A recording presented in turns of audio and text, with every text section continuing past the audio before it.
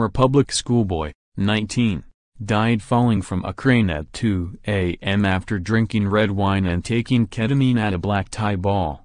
A former public schoolboy fell to his death whilst climbing a crane at 2 a.m. after he drank red wine and took the party drug ketamine during a black tie ball. An inquest heard adventure-loving Charles Bartlett, 19, scaled the crane whilst still dressed in his dinner suit. The teenager had told a fellow undergraduate he had run out of the drug during the student event at a luxury hotel.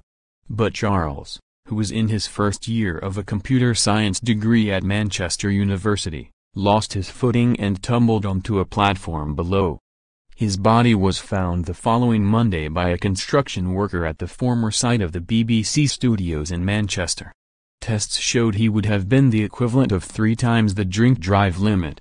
The teenager, a former pupil at the £21,600 a year King's College School in Wimbledon, southeast London, had been captain of his house rugby team and hoped to use his expertise on cybersecurity to work at GCHQ. His father David, an electrical engineer, ran a flight navigation business, and his grandfather Ricky Bartlett was a former England rugby player. After leaving King's in 2016, Charles enrolled on a computer science degree at Manchester. But an inquest heard the teenager would regularly smoke cannabis and also take cocaine, MDMA or ketamine, and another tranquilizer, Xanax, which it is believed he acquired through the dark web.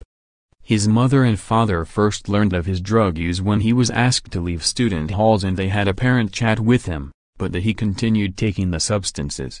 His best friend Sylvie Copley told the Manchester hearing, he had never had any problems, he was a very safe drug taker.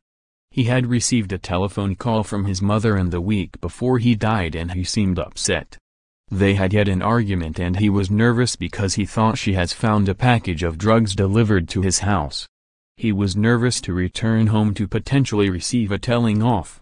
Tragedy struck on May 7 after Charles attended the Owens Park ball with fellow undergraduates at the 4-star Principal Hotel in Manchester city centre.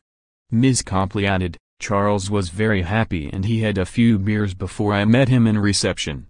I wasn't with him until I reached the ball. He was completely lively and saying hello to everyone, just normal Charlie behavior, nothing out of the ordinary.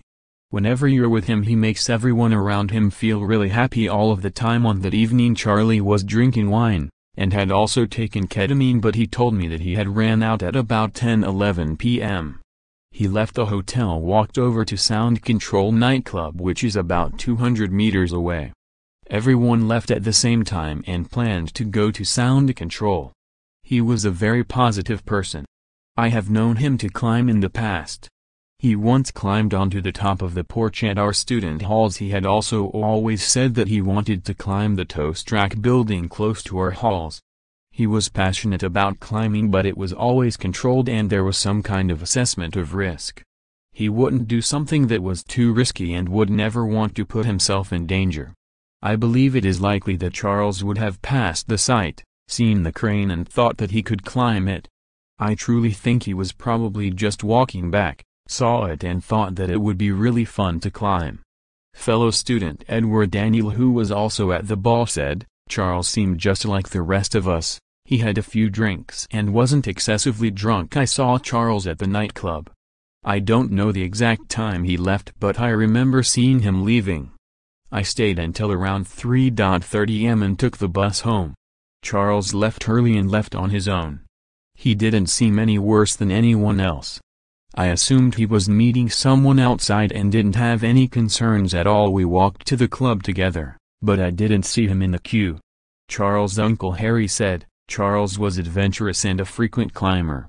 He was like most students, drank on social occasions and overindulged. With regards to the issue of drugs, I did not become aware of this until after Charlie's passing. When we came to Charlie's house, it became evident when went into his room that there may have drug taking, but I do not know the frequency or the amounts. There may have been a package containing drugs accidentally sent to Charlie's home address. I believe that when he was asked to leave student halls, that was when his parents were first aware of potential drug taking. They believed that the process of being asked to leave halls would encourage him to stop. They had a proper parent chat with him. He added, as a child Charles always pushed himself to the limits and would be in the heart of the activity. He was fearless, and what he might have lacked in physicality he had with endeavor, courage and passion. His fearlessness pushed the boundaries of risk-taking. This was an attraction to life. It was a bit boring and tame if there wasn't something challenging for him to do. I suggested he put his talents into good use. He said he might have thought about working with the intelligence services in the future. Charlie was very special. He was always looking out for people who may need a verbal pickup and was very protective of his family. We miss that dearly. The inquest heard police launched a missing persons hunt for Charles after he failed to return to his student digs. CCTV cameras at the construction site showed Charles wearing a dinner suit walking from the perimeter fence at 1:48 am and stopping near to the tower crane. He was then seen climbing onto the crane itself shortly before the platform appeared to shake. He died from multiple injuries. Toxicologist Dr. Julie Evans said tests showed evidence Charles had been taking ketamine, cocaine and citalopram plus alcohol. She added, "This is unlikely to have caused death by toxicity, but it is important to remember the effect on state of mind, behavior and mobility is unknown. The effect on state of mind must be considered."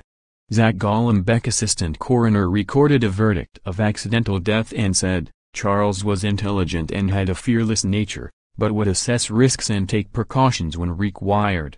He had consumed alcohol and also drugs, but I do not have any evidence that alcohol or drugs used caused the fall.